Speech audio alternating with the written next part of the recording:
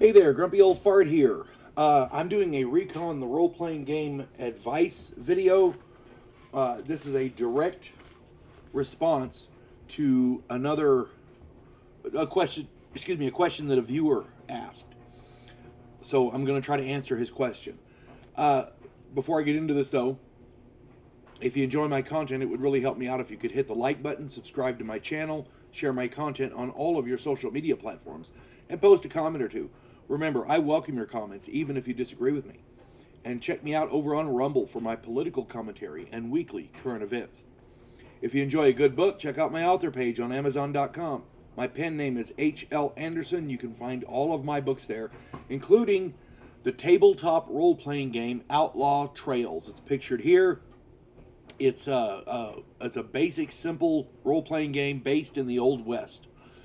The idea is you can go out on cattle drives, you can chase down outlaws, or you can become an outlaw, whatever you want to do.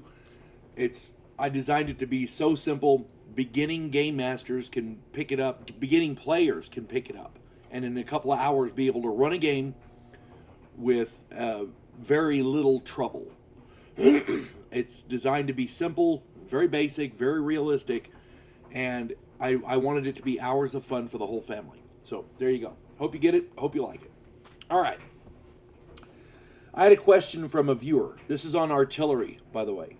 I had a question from a viewer. His name is John. I'm not going to say his last name because I don't know if he wants it or not. I didn't get permission, so his name is John. I'm going to try and answer that for him. I hope this I hope this serves as a sufficient answer. And I appreciate your viewership and I appreciate your question. John's question, as I understand it, was dealing with the alternative methods for determining artillery strikes. Now, I completely agree that the methodology in the book using squares is not only difficult to use, but makes it difficult to judge the outcomes. It's overly complex. The game master should always know where the players are in relation to the bad guys. Always. Okay, you should know how far away they are. You should know where all the bad guys are. The players shouldn't call in artillery until they're sure, or any kind of a fire support, until they are sure they know where the bad guys are. And they also need to make sure they're not in the area of effect of the strike. That's very, very important. The game master, the mission director, needs to know where the players are, all of them, every single one of them. They need to know where the bad guys are. Okay? That's the first thing. I devised what I believe to be a better system than the squares. The first thing we need to do is determine the type of fire, which type of fire support is in question. The first is airstrikes. For those, we have at least 2, possibly 3. I'm going to use the third one later because it came in later in the war. But the first one is F4 Phantoms with napalm and other explosive ordnance. F4 Phantoms are wonderful close air support. They can strafe an area and leave a swath of devastation behind them using napalm and other ordnance. They are absolutely wonderful. The problem is they're going by real fast. All they know is we're going to hit this area through this area, and I hope the good guys aren't in there. Okay? So they're pretty good at hitting that area. So it's up to the forward controller to make sure that they're giving the proper coordinates for the strike. The forward air controller or the forward controller, the fire controller, is the guy who calls in. He's usually the RTO. He calls in the airstrikes and fire support and things like that. He also calls in for medevac and like that for when people get hurt. The RTO is, oh my God, important in this game. Don't let people sell it short. And if you're using an NPC, oh, you're messing up. You're messing up bad. If the team has an NPC RTO because nobody wanted to run the RTO, leave them to their fate because they deserve it. Okay? The second form of airstrike is a B-52. Okay? They fly at very high altitude. They drop extremely heavy ordnance. These guys don't take out. They're not close air support. They're designed to take out miles of jungle. Okay? B-52s are not close air support options. I'm going to stress that again. When they drop their load, miles of jungle and whatever is hiding in it just ceases to be. If the player characters are in that area, I give them a 98% chance to be hit. Probably to be toast. Unless they are in a fortified position at least 30 feet below ground, they're pretty much done for. F-4 Phantoms strafe areas with missiles, napalm, and bombs, rockets, that kind of thing. If they are called in for close air support, the team had better find cover. They got to make sure they're not in that area. The Phantom can strafe an area 100 meters wide by 600 meters long, and there's a 98% probability that they are on target. The pilots for the F-4 Phantoms are very well trained. They practice constantly. They hit what they're aiming at usually. 98% accuracy is pretty damn good. In the off chance, that other 2% that they miss, the strafing run can be off by 3D 100 meters on either side. Either there's an equipment malfunction or they misread the coordinates or something. If that encompasses the area where the team is, they stand a good chance, 60% chance, to be hit. If they are hit, they take damage appropriate to the ordnance delivered. Napalm, cluster bombs, rockets, missiles, whatever. Okay? Now, that's up to the mission director. I started to say dungeon master. It's up to the mission director to determine the amount of damage that they take. Here's the thing with that. I stress this. You, as the mission director, has to know where the players are in relation to the bad guys. If the F-4 Phantom pilot misses his target, he can easily hit the players, and that's not good. Okay? You got to figure out how far off he was and which side he was. If he's aiming for the center area and he misses, he's either hitting right or left, and he's missing it by 3D 100 meters. He could go between 3 and 300 meters off target. That's a pretty encompassing area. So just make sure your players understand that. Gunships, that's another form of close air support. They are helicopters armed with rockets, chain guns, napalm, machine guns, and other direct fire ordnance. These are the most accurate and therefore the most desirable form of fire support. Unfortunately, they also have the longest response time because they have to fly from their base. Unless they happen to be in the area, they have to fly from their base, and that could take 15-20 minutes. The people in the chopper can see exactly what they're aiming at, and they can choose from a startling variety of ordnance. They have a 99% chance to hit what they aim at, and the only way they would accidentally hit the player characters is because they do not know where the team is. If they do miss, and they know where the team is, there's no way the team will be injured because they're trained they aim small, miss small, err on the side of caution, that kind of thing. They don't aim where the players would be. However, if they miss and they do not know where the team is, it's up to the mission director to determine the chances that the team got hit by accident. Damage would be a percentage of the normal damage from the ordnance used. It depends on how badly they got hit. In other words, if the team is sort of over in that area, I usually go maybe a third of the damage, something like that. If the team is, oh my God, directly where the guy's aiming, then yeah, they're taking full damage. But it's a judgment call on the mission director's part. Okay? Artillery. This is the big one. Abrasive guns delivering a full barrage can turn several square acres of jungle into smoldering wasteland in a matter of seconds. Calling in an artillery barrage is a serious thing. It's important to get the target coordinates precise and to have a forward observer to do that. Here's the rub. Not all artillery is the same. American artillery has a 1% chance of being infiltrated and a 2% chance of error. That gives them an accuracy of 97% roughly. Infiltrated artillery means the VC have managed to somehow switch the firing coordinates. There are a number of possibilities for targets. This is the way I do it. There's a 1 to 90% chance that a friendly base or installation in the general direction of the team from the battery is the target. There's a 91 to 100% chance that the team is the target. So you roll a percentage. If it's 90 or less, they're aiming at an allied military base in the general direction of the team from the fire base. If you roll a 91 to 100, the team is the target. They're giving the team's coordinates to the artillery battery. Yeah, it's crazy. And believe it or not, infiltration happened more often than people would like to admit.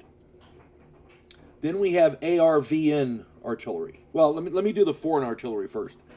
Canadian, United Kingdom, French, other allied artillery has a 90% chance of accuracy and a 2% chance of infiltration, as with American artillery. ARVN artillery is that's the Republic of Vietnam. They're supposed to be on the American side, but they get infiltrated a lot. And many of them started out as VC sympathizers. The ARVN artillery has a 75% chance of accuracy, but a 5% chance of infiltration, as with American artillery.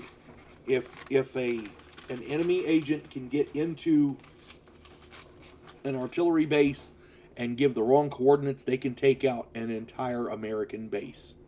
They can take out the team. They can take out. They can shell. They can send artillery shells into a city inhabited by friendly troops. You see what I'm saying? They can do a lot of damage just with putting in wrong numbers.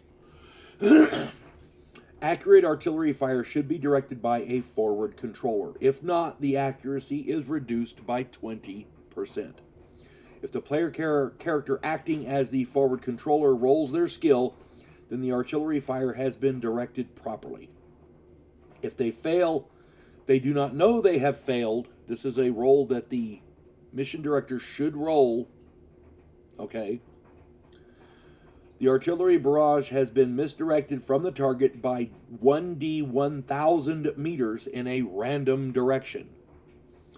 I roll a d10 for the direction. The 1 through 8 is north, northeast, east, southeast, south, southwest, west, and northwest.